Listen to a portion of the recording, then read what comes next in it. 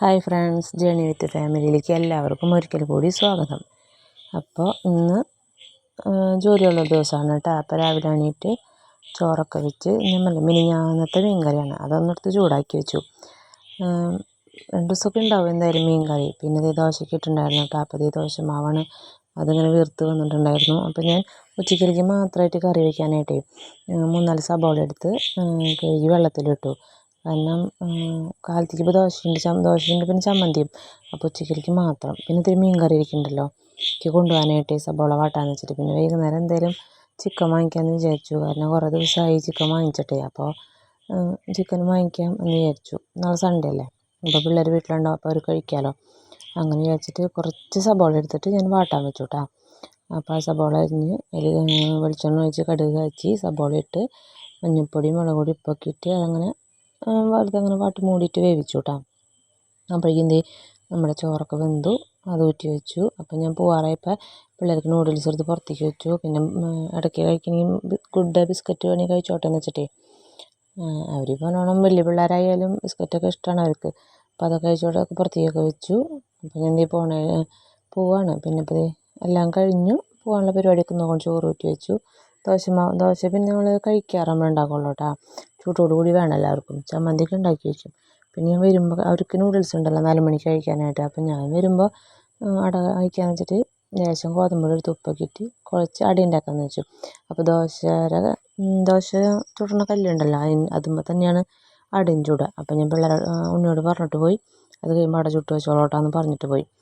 അവർക്ക് ഇഷ്ടമില്ല. അപ്പം ഞാൻ 2 ഉണ്ടാക്കിയുള്ളൂ. അപ്പോൾ പിന്നെ എനിക്ക് കൊണ്ടുപോകാനുള്ള ചോറും കറിയും കാക്കി വെച്ചു. അത് കഴിഞ്ഞ് ജോലിക്ക് പോയി വരുമ്പോൾ ഞാൻ ചിക്കൻ വാങ്ങിച്ചു കൊണ്ടു കേട്ടോ. ചിക്കൻ വാങ്ങിച്ചാൽ തത്ത തന്നെ അത് ക്ലീൻ ചെയ്ത് തന്നു. എന്നിട്ട് അവൾ തന്നെ അത് കൂട്ടി വെച്ചു. കുറച്ച് മുളക് പൊടിയും ഉപ്പും മഞ്ഞൾപ്പൊടിയും ഒക്കെ ഇട്ടിട്ട് വിനാഗിരിയും വലിയ ചെറുനാരങ്ങയൊന്നും ഉണ്ടായിരുന്നില്ല. അതൊക്കെ ഉണ്ടെങ്കിൽ ഒന്ന് ഒഴിച്ച് ഇങ്ങനെ ഇതാക്കി വെക്കാറുണ്ട്. അപ്പോൾ അതുണ്ടായിരുന്നില്ല. അപ്പോൾ ഇങ്ങനെ കൂട്ടി വെച്ചു കേട്ടോ. കൂട്ടി അതങ്ങനെ പൊത്തി വെച്ചു. അപ്പോഴേക്കും ഞാനവിടെ സബോള അരിഞ്ഞ് വെച്ചു. അവൾ ക്ലീൻ ചെയ്യുമ്പോഴേക്കും ഞാൻ സബോള അരിഞ്ഞ് തക്കാളി അരിഞ്ഞു ഇഞ്ചിയും പച്ചമുളകും വെളുത്തുള്ളിയും ഒക്കെ ചതച്ചൊക്കെ വെച്ചിട്ടുണ്ടായിരുന്നു. അപ്പോൾ അവൾ കുഴയ്ക്കുകയാണ്. അവൾ കുഴച്ച് അങ്ങനെ ആൾക്ക് അങ്ങനത്തെ പണികളൊക്കെ ഇഷ്ടമാണ്. ചിക്കൻ വെക്കാനൊക്കെ ഇഷ്ടമാണ്. പിന്നെ വെച്ച് പഠിക്കട്ടെ എന്ന് ഞാനും വിചാരിച്ചു.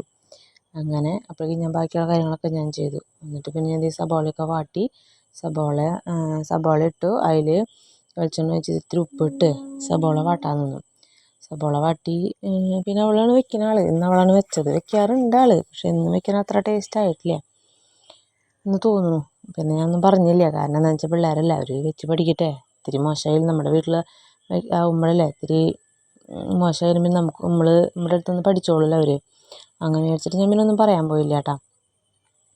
അപ്പോൾ സബോളയൊക്കെ വാട്ടി സബോള ഒരു പകുതി മൂപ്പായി ഇഞ്ചിയും പച്ചമുളകും വെളുത്തുള്ളിയും കൂടി ചതച്ചതിട്ടു. അതിട്ട് നല്ലോണം മൂപ്പിക്കുകയാണ്. അത് മൂപ്പിച്ച് കഴിഞ്ഞ് കുറച്ച് കഴിഞ്ഞപ്പോൾ അതിങ്ങനെ മൂപ്പിക്കുമ്പോൾ ഭയങ്കര പാട്ടും കാര്യങ്ങളൊക്കെ ആയിരുന്നു. അത് കഴിഞ്ഞ് കുറച്ച് കഴിഞ്ഞപ്പോൾ മല്ലിപ്പൊടി ഇട്ടു.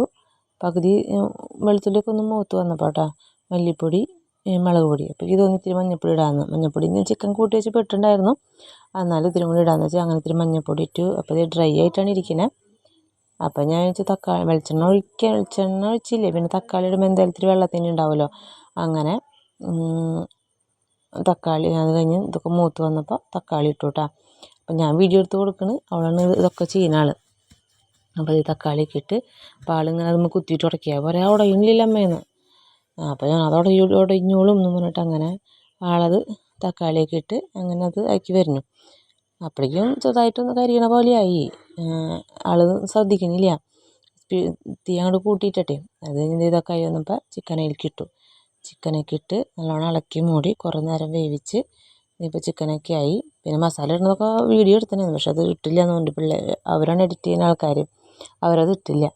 അങ്ങനെ അത് കഴിഞ്ഞ് ചോറൊക്കെ പിന്നെ ചോറ് തിളപ്പിച്ചപ്പോൾ പപ്പടം കാച്ചാൻ വെച്ചു. കാരണം ചിക്കൻ ഉണ്ടെങ്കിൽ പപ്പടം വേണം, അതൊരു രസമാണ്. ചിക്കനും പപ്പടവും ചോറും കൂടി കൂട്ടി കഴിച്ചാൽ നല്ല ടേസ്റ്റായിട്ട് അങ്ങനെ കഴിക്കാനായിട്ട്.